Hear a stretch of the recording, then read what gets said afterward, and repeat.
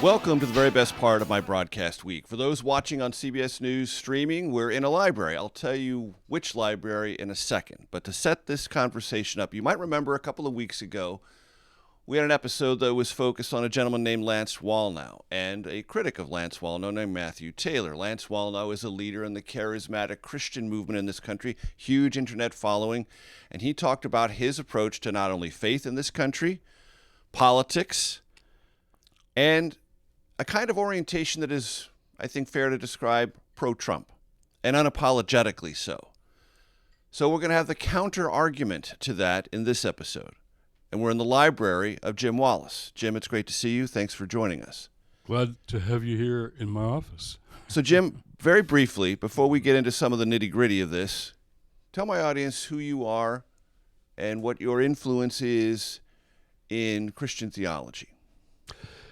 Well, that's a good question. Some people call me a public theologian, activist for a long time. I started, founded, and ran Sojourners for a long, long time. Now I've moved to Georgetown, where they named this wonderful chair after my mentor, tutor, teacher, friend. It's the Archbishop Desmond Tutu Chair of Faith and Justice, and then a center on faith and justice. So when a place like Georgetown takes your two favorite words, faith and justice, and makes them a chair and a center, you're a happy camper. Mm-hmm. So I'm having a great time now at Georgetown. Excellent. And Jim has a relatively new book. It's done very well in the New York Times bestseller list. It's called The False White Gospel. What is the essence of that book about, Jim? Well, you mentioned this movement you've covered before. Well, a movement is afoot. A new movement is afoot that's growing to counter, to confront the kind of white Christian nationalism that's supporting Donald Trump. And it's very diverse. Black churches. Black evangelicals are different than white evangelicals. People of color, Catholics, Protestants, all kind of people. We pulled together this weekend, all these people. And what we're saying is very simple. It's Christian nationalism versus Jesus. So much of the teaching of this movement that you covered, I believe, is literally antithetical to the teachings of Jesus. So how do we restore genuine faith? The answer to bad religion, in my view, isn't no religion. I've got friends that feel that way. Some days I feel that too. But the answer to bad religion is better faith, genuine faith. So this movement that I'm blessed to be part of is really trying to restore and reclaim Jesus in the midst of a public and political debate. This idea that what either charismatic Christian or white national Christianism teaches is antithetical to Jesus, is that a misunderstanding or an intentional misuse?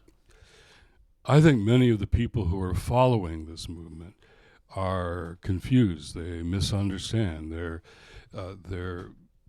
being deluded by the distortions. But there are power brokers who are using religion to promote fear and hate and even violence. I mean, white Christian nationalism. The name spells the problem. First of all, the most inclusive, welcoming, inviting gospel message in the world is turned into white. Second, it says Christian, but it's not service and sacrifice. It's control, domination. We win. And this is not new. It goes back a long way. We call it dominionist theology. Long history here, embedded in white supremacy, but wanting Christians to take over and take control. Third, it's nationalist. I mean, Jesus told his disciples, go into all the world, make disciples of every single nation, in every place. And now this is nation worship. It's you can't do that. That's the Bible would call this nation worship, putting America first. Idolatry, that's a theological term. So we have an idolatry here. And to me, I want to keep going back to Jesus again and again. Christians, my tradition, say they want to follow Jesus. Well, let's have a conversation, even before this election, about the teachings of Jesus. Jesus is no partisan Republican, Democrat. I say, don't go left, don't go right, go deeper. So how do we go to Jesus and have that conversation in this election? And the white Christian nationalists are afraid of talking about Jesus, and they never do. So this is white Christian nationalism versus Jesus, I think. When I sat down with Lance Wallnau, I said to him at one point, what I heard, because I spent an entire day at this tent revival event he sponsored in Eau Claire, Wisconsin, I said, would I be wrong if I told you that I heard references to people who were their political opponents as demons or devils? He said, no, you heard that right. And I said, well, help me understand that from your perspective. And he said, the devil takes possession of people, speaks through them, and essentially that's what's happened to people who occupy the left side of the American political spectrum or who call themselves Democrats in certain respects. Evaluate that for me. It's bad theology. It's just simply bad theology. Not just bad politics. It's bad theology. So this lawyer in the Luke text of the Good Samaritan parable comes to Jesus to ask a question. I've dug deep into this text, and I learned it's a Washington lawyer. I know that tone of voice. What must I do to inherit eternal life? Jesus says, I think you know. You read the text. It's in the law. You love the Lord your God with all your heart, soul, mind, and strength. And then you love your neighbor as yourself. This is a powerful story. Then he says, he asked Jesus the most important question for a democracy. Who is my neighbor? Who is my neighbor? That's what you're getting at here. Who is my neighbor? Particularly as we move toward a multiracial democracy, this is the question. Who is my neighbor? So Jesus answers him by telling the story, this parable. Jesus told stories called parables. And he lifts up this Samaritan. Now, in the Judean culture where Jesus was speaking, there were no good Samaritans. They were mixed race. They were called half-breeds. They were dangerous, despised. Maybe they were bringing cartels from Mexico with drugs. And, oh, no, that's a different group. But they're othered like we're othering people today. So here is an other, and the man alongside the road, I've checked with Jewish scholars, is a Jewish man. So here's a Samaritan who is othered by his society, helping one who's other to him along the way. That's a powerful message. So who is my neighbor? The question asked of Jesus. Jesus says, well, probably the one who's different than you. Your neighbor Maybe most different from you. Most different. Probably lives outside your neighborhood. That's the powerful story of the parable. So who is my neighbor is the question I want to ask. And to make it just us, people like us, who look like us, that's really a distorted reading of the text. And the gospel is really saying your neighbor is probably the one who's different than you. We are going to pick up this idea of who your neighbor is when we come back for segment 2 of the Takeout with Jim Wallis, and we're going to focus on Springfield, Ohio. That's next. The way they're talking about the stranger in Springfield and around the country is literally Antichrist.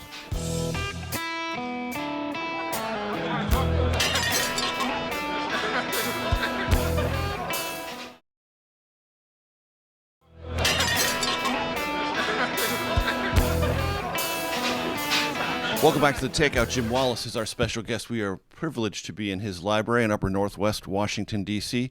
Jim is the author of many, many successful books, the most recent, The False White Gospel.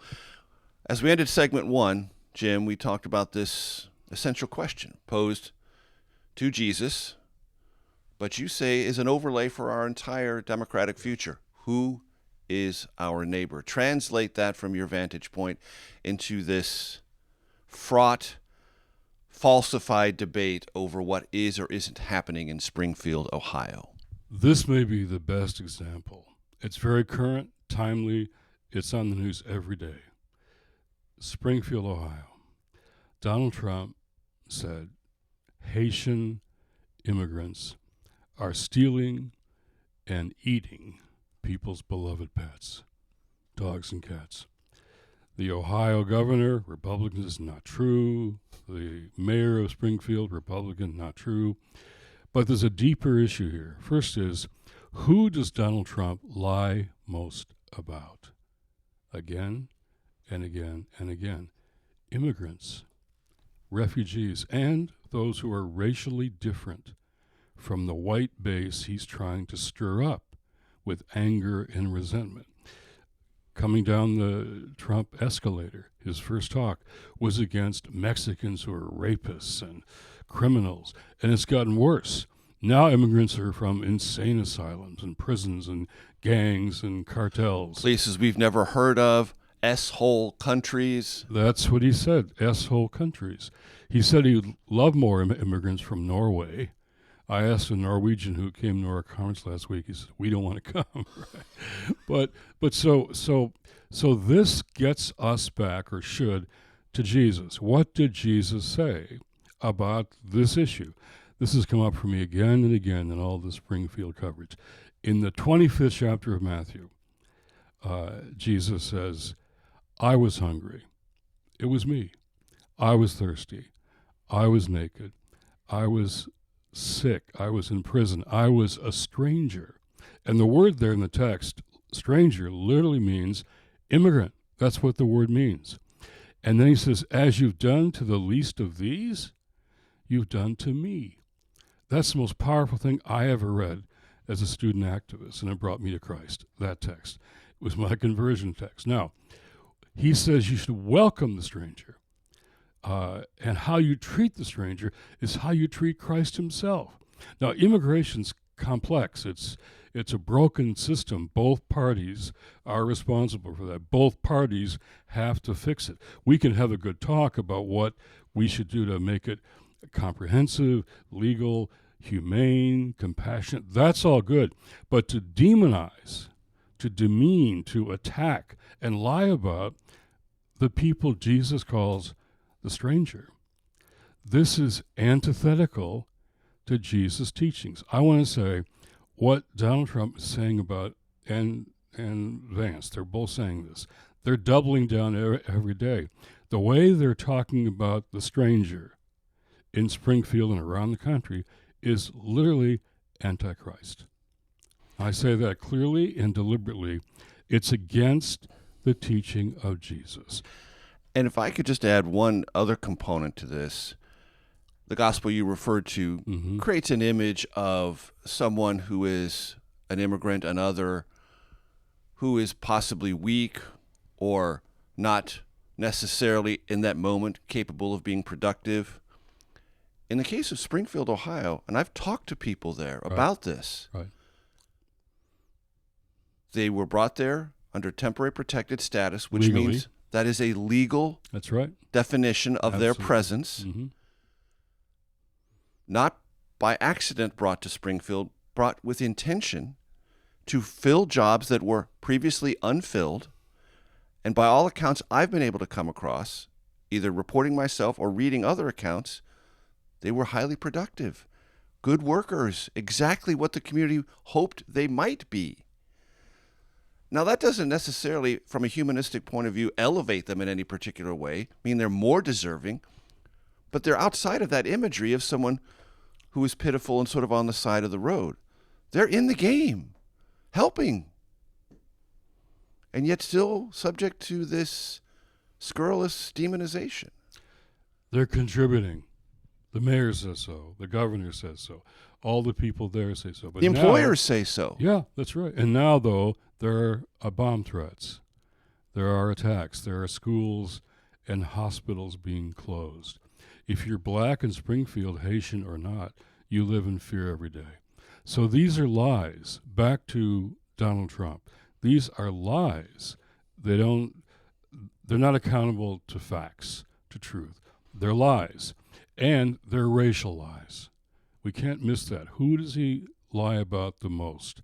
These are racial lies against immigrants who he's saying are different than you. They're threatening you and threatening your jobs. Migrant crime, as he puts it, is not higher than, it's lower. Native-born crime. It's lower in every industry. Lower. So these are all Look lies. up, people. You can find it. But what's behind the Zeke lies? Hernandez was a guest on the show many weeks ago. He wrote an entire book about the cult of truth about immigration. You can read it all there.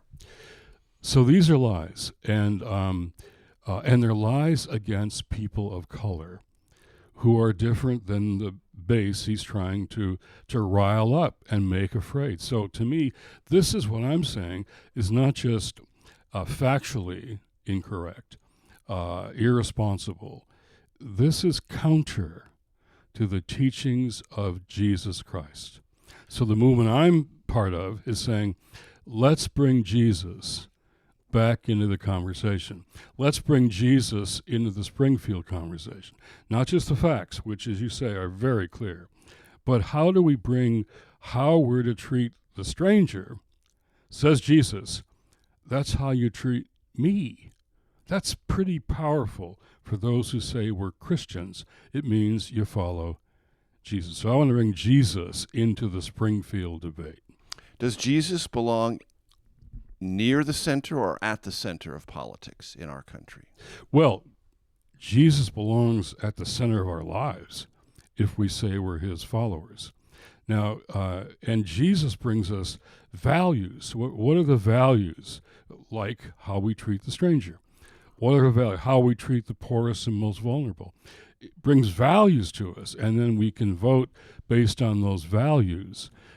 Jesus is no partisan Democrat, Republican, but he brings values. So we want to bring those values back to the conversation.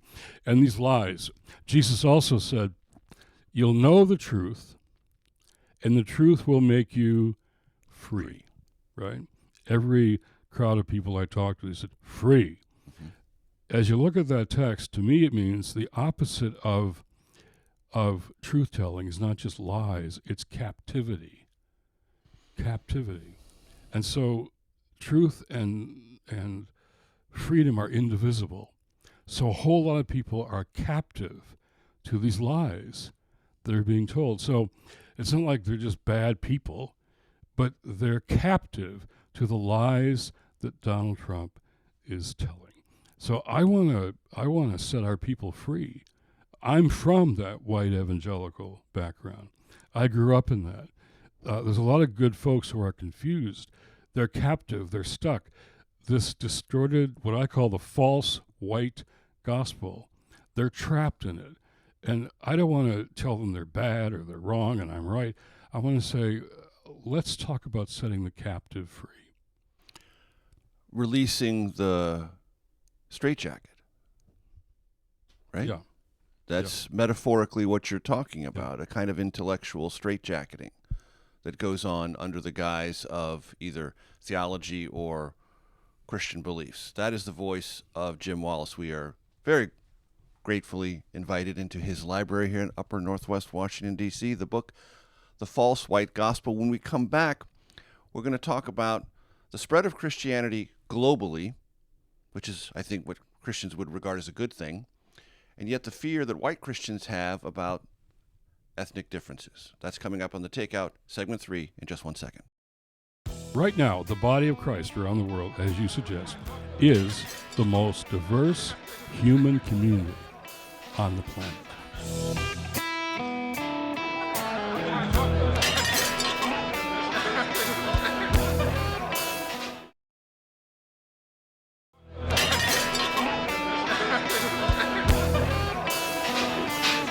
Welcome back to the Takeout. We are in the library of Jim Wallis here in Upper Northwest Washington, D.C. It's a beautiful little library. It's where you do most of your writing and work. A wall full of inspirational figures. We'll talk about those in a moment. So I've been reading a book about the spread of Christianity globally.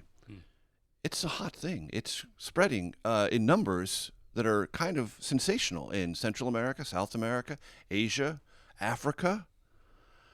It is becoming what, if I heard you earlier correctly, describe as Jesus' highest aspiration, to have this faith and this set of values spread into all sorts of places in the world. not just white places. But as I read in your book, The False White Gospel, one of the things that came to America with our founding was a kind of white European refugee Christendom. And the idea that it can't be anything other or shouldn't be anything other than that is still kind of rigid within the American Christian white construct. How can these two things coexist? You make a really good point that I want our listeners to reflect upon. Where is Christian faith growing most? In the developing world, in the South, in Africa, Asia, Central, Latin America. Often Christianity is declining among white people in Europe and here. White evangelicals are an aging, declining population. Yet where it's growing is where people of color are finding the message of Jesus changing their lives and their society. So that puts even more stark contrast against what we're hearing from this movement of white Christian nationalism. And you're right, it's historic. It goes way back. The doctrine of discovery. There were papal bulls, Puritan preachers who said, this land is ours. It belongs to us as white Europeans. So the displacement, near destruction of indigenous people and the enslavement of the whole African population stealing, was justified theologically. And it still is. That kind of old white supremacy, Europeans own the country or should, and let's get rid of all the others. The question for us always in democracy is who belongs and who doesn't belong. And what one side saying, the Christian nationalist movement saying, we belong, we white people belong, we should have more privilege and power, we should be in control. That's just wrong. That's just, as I say, an idol. That's heresy. And to use religion to bless hate is a blasphemy. This is just wrong. So I don't want to just have a political difference with people voting differently.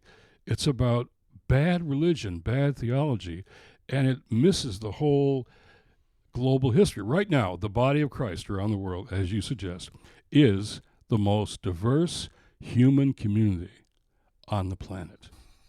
The body of Christ, I've been all around the world, it is the most diverse human community on the whole globe.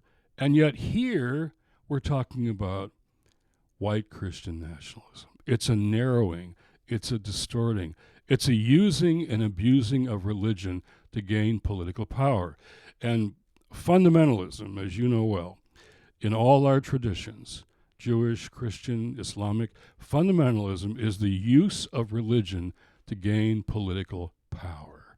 And that's exactly what we're seeing here in those who are supporting Donald Trump. Let me talk to you about things I hear as I travel the country. And not necessarily from people who are followers of Lance Wallnau, who are Trump supporters. Mm-hmm. They feel as if the cultural seams of this country that they knew or felt they knew are splitting apart. That America isn't what it used to be. That a sense of discipline isn't as well established as it used to be. That the understanding about who a woman is and what a man is isn't as understood as it used to be. That the idea of traditional marriage is up for grabs in ways that make them feel uncomfortable or at least out of balance. And that other parts of America feel culturally unusual to them and possibly threatening.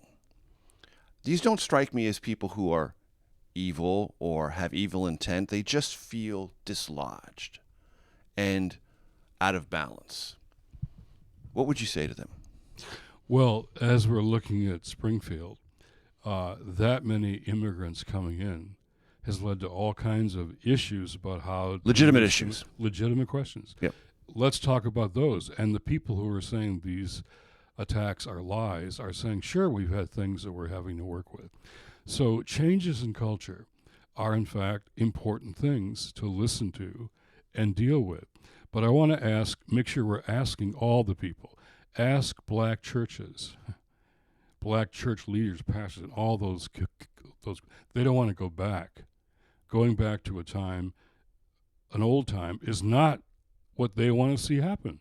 I want white evangelicals to listen to black evangelicals and black churches. This is about all of us.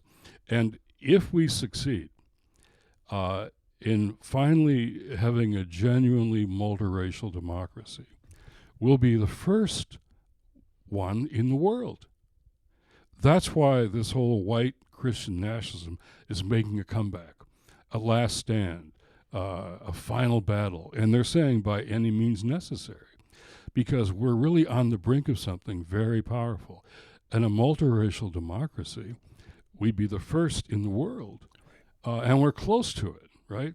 That does mean changes and adjustments, and we're going to have a whole ministry from the Good Samaritan parable of how do we understand each other as neighbors. But the white Christian nationalists and Trump want to turn our neighbors into enemies.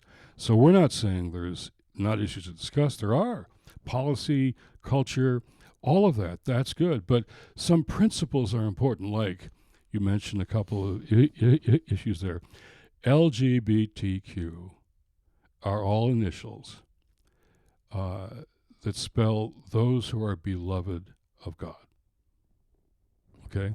Now, what we do with policy and churches and theology and marriage, that's a conversation that's going on. Let it go on. That's a good conversation. But to demonize and demean people and attack them, let me give you the text that for me is foundational to all of this. You're aware of all the political noise that surrounds us, right? Part of our job is to listen to the noise and interpret it, right? When I feel the noise overwhelming, I go to the first chapter of the first book in the Bible, Genesis 1:26. So I imagine all the noise, pollsters, pundits, attacks, negative ads. And guys like Major Garrett.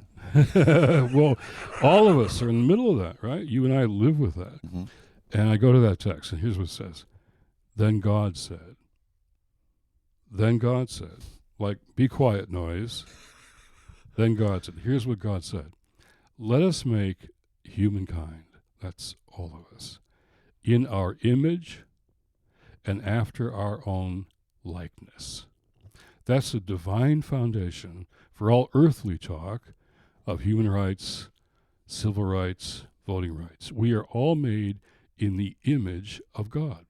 And I want that text to be foundational to how we talk about each other and talk about changes. We're talking about Haitian immigrants made in the image of God. Does that cause, when you bring that many immigrants into a city, does that cause changes? Sure. Let's deal with those. Jesus says, he didn't say, blessed are the peace lovers, or blessed are the peacekeepers, keep the lid on. He said, blessed are the peacemakers. Now that means conflict resolvers. So when I hear the white Christian nationalists, they're conflict creators. Trump is a conflict creator. And the people that Jesus says are peacemakers, he calls the children of God. What a wonderful distinction. So how do we be peacemakers as believers in places where changes are going on, not conflict makers? So those are legitimate issues. Let's have those conversations. But let's start by remembering that we're all made in the image of God. The voice of Jim Wallis, the book, The False White Gospel, segment 4, The Takeout, coming your way in just 1 second. My experience with young people, young white people, is they want to hear the truth so they can help turn things around.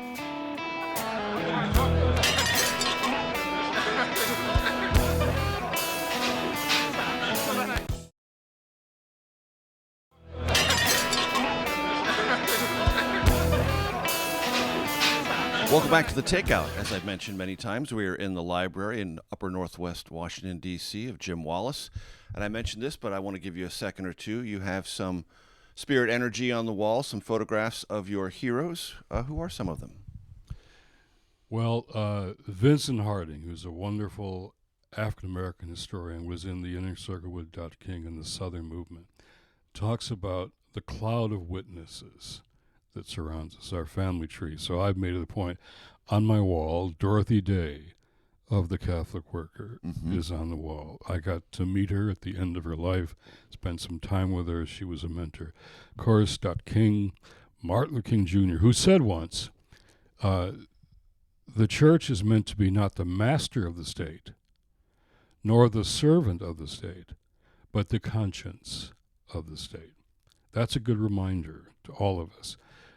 Malcolm X is up there. Desmond Tutu is up there. Steve Biko from South Africa, who was killed, is up there.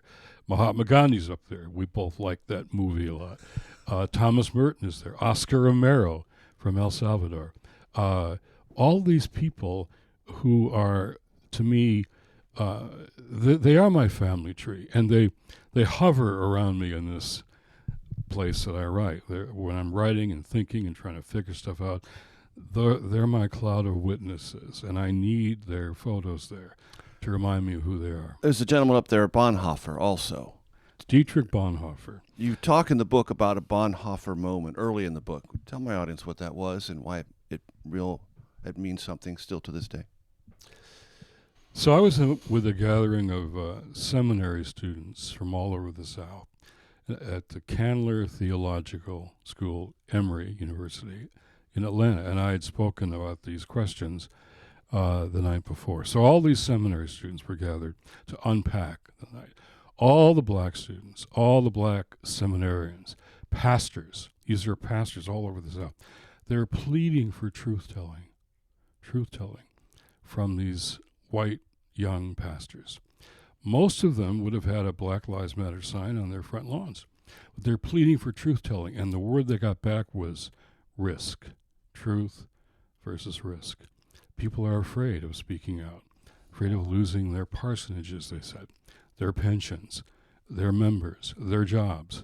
Some are getting death threats. Meaning if they, from the pulpit, talk about the truth, the history of race, our country and race, they will lose their membership, their following, their means of continuing on in their understood current capacity. So one of them brought up this question. Is this a Bonhoeffer moment?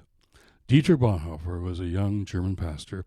He was at Union Theological Seminary in New York for a year before he went back to Germany, where he was finally hung in a concentration camp.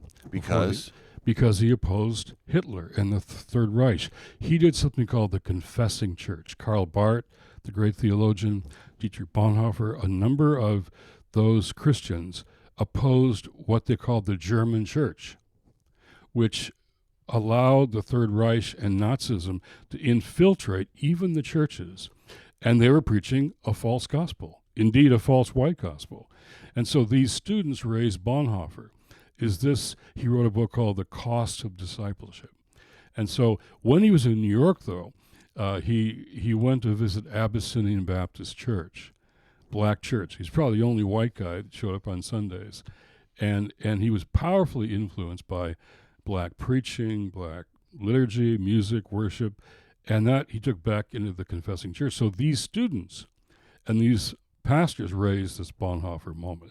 It isn't just about a single individual. It's about people around the country who feel a need for an American confessing church, what I call a remnant church, where young believers, even some young evangelicals, a new generation, want to join with their black and brown brothers and sisters in Christ to form literally a new American church that's faithful to Jesus. So Bonhoeffer continues to inspire lots of us, and he gave his life. He risked and gave his life for confessing Christ. And what I'm calling for is not just a partisan message. Let's confess Christ again. What did he say? What did he mean? Look at what's going on. What did Jesus say? That's all I want people to talk about. You know that part of this conversation, when it comes to a reconciliation, an awareness, a comprehension of the original sin of America, slavery, and the ways that that filtered through this country in policy decisions long after the Civil War, long after the legal end of slavery. You mentioned in the book African Americans did not have access to the GI Bill. They did not have access to FHA loans after World War II. Redlining was a very real thing. Much of the understood late 20th century segregation and economic disparity in this country has its roots there. You know what happens when that conversation is brought up. Critics will say you hate America and you're teaching children to hate our country, to hate the origins of our country, to despise everything that America's ever sought to be. How do you answer that? It is America's original sin. And the answer to sin in the Bible is always repentance. But what does that mean? The word does not mean just guilt or blame. The word literally means it's back to metamorphosis. Metanoia is the word Jesus used. That means turning around and going in a whole new direction. That's what we have to do, not just blame and feel guilty and feel bad. This came up in my class yesterday with my students. The class is faith, race, and politics. And this question came up. And so Brian Stevenson, who wrote Just Mercy, amazing man, says, slavery never ended. It's just evolved in the criminal justice system, in the policing system. And my experience with young people, young white people, is they want to hear the truth so they can help turn things around. And some of their parents are afraid of what they might feel. My experience is different. I've been a Little League coach for 22 seasons, and I talk to my 10, 12-year-old kids about all of this and how the black kids on the team, their teammates, always have the talk with their parents about how to behave in the presence of a police officer. And none of the white kids have had the talk. None of their liberal white parents in D.C. even know about the talk. But when the white kids hear about their teammates and classmates having had that talk, and I asked some of my black players to tell the white players what the talk was, they didn't feel guilty or bad. They just felt angry. These are our teammates. These are our classmates. They shouldn't have to have that talk. Black and white parents in this country still live in different countries. And if we were engaging, we lack what I call a theology of proximity. We're not in relationship to each other. And back to Detroit, my dad came back, World War II. He was a naval officer on a destroyer, came home. And my dad, GIs like him, got a GI Bill. FHA loan for a house, GI Bill for education. Education housing made my family middle class. But no black sailors on his ship got that. No black GIs. And because they didn't get what the white GIs got, it made my neighborhood white, my school white, and my church white. These were racial geography, right? And my experience is when people can bond with each other, mothers and dads, about their kids, their hopes, their dreams, their fears, their futures, it really brings people together. That's what I want to see. How do we not just feel guilty and sorry about, even if we didn't have a hand in the past? I said in the class yesterday, to benefit from oppression means you're responsible for changing it. The voice of Jim Wallis. That concludes this segment of the Takeout. Please stay tuned for your Takeout Outtake Especial. Dr. King talked about the urgency of now. And that's what I feel, the urgency of now.